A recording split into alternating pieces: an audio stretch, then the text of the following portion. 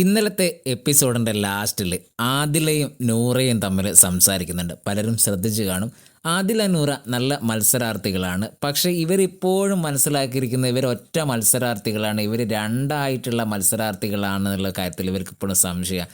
കാരണം ഇവർ കളിക്കുന്നത് ഇവർ സ്വയം അങ്ങോട്ടും ഇങ്ങോട്ടും ചർച്ച ചെയ്തുകൊണ്ടാണ് എല്ലാ കാര്യവും മുന്നോട്ട് പോകുന്നത്. ബേബി ബേബി എന്ന് പറഞ്ഞുകൊണ്ട് ഇപ്പോഴും ഇവർ രണ്ടാളും ഒറ്റ ഗെയിമറാണെന്നുള്ള വിചാരം തന്നെയാണ് ഇവർക്ക്. ഷാനവാസായിട്ടുള്ള കൂട്ട് ഇനി അത്ര നല്ലതല്ല, ഈ പെങ്ങളുട്ടി കാർഡ് നമുക്ക് ദോഷം ചെയ്യും എന്നുള്ള രീതിയിൽ ഇന്നലെ ആദില നൂറേൻ്റെ അടുത്ത് സംസാരിക്കുന്നുണ്ടായിരുന്നു. ഇതിൽ മനസ്സിലാക്കേണ്ട ഒരു കാര്യം, നൂറയ്ക്ക് എല്ലാ കാര്യവും കൃത്യമായിട്ട് അറിയാമെന്നുള്ളതാണ്. പക്ഷേ ആദിലേൻ്റെ പിടിവള്ളിയിൽ നൂറയ്ക്കൊന്നും അവിടെ ചെയ്യാൻ പറ്റുന്നില്ല. ഇല്ലെങ്കിൽ നൂറ ഷാനവാസിൻ്റെ കൂട്ടൊന്നും പിടിക്കൊന്നുമില്ല. ആദിലയാണ് ഇതിനെല്ലാത്തിനും കാരണം എന്നാണ് എനിക്ക് തോന്നുന്നത്. കാരണം ആദിലയാണ് ഷാനവാസായിട്ട് കുറച്ചും കൂടെ അറ്റാച്ച്ഡ് ആയിട്ട് നിൽക്കുന്നത്. അവരാണ് ഈ ആങ്ങള പെങ്ങളാണ്. കാരണം ഷാനവാസ് ആദിലേനെ അടിച്ചിട്ട് ആദില തന്നെ പറയുന്നുണ്ട്, അത് മറ്റാരെങ്കിലും ബിന്നിയോ ആരെങ്കിലും ആയിരുന്നെങ്കിൽ ഞാൻ പ്രതികരിച്ചേനെ.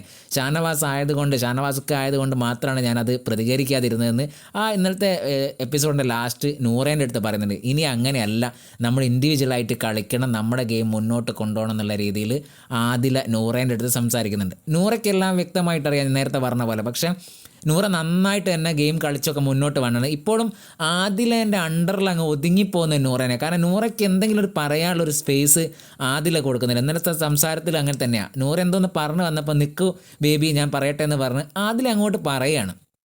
ശരിക്കും ആദില ഈ നൂറേനെ ഒന്ന് ഫ്രീ ആക്കി വിട്ട് കഴിഞ്ഞാൽ നൂറയിലെ ഗംഭീര ഒരു ഗെയിമറെ നമുക്ക് കാണാൻ പറ്റും.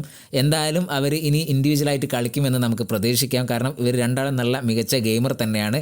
ഈ പെങ്ങളുട്ടി കാർഡിൽ വീണ് പോകുന്നത് ഒരു പ്രശ്നമായിട്ട് ഇപ്പോൾ ആദിലയ്ക്ക് അത് മനസ്സിലായിട്ടുണ്ട്. എന്തായാലും ആ കാര്യങ്ങളൊക്കെ മനസ്സിലാക്കി അവർ മുന്നോട്ട് പോകുന്നത് നമുക്ക് പ്രതീക്ഷിക്കാം.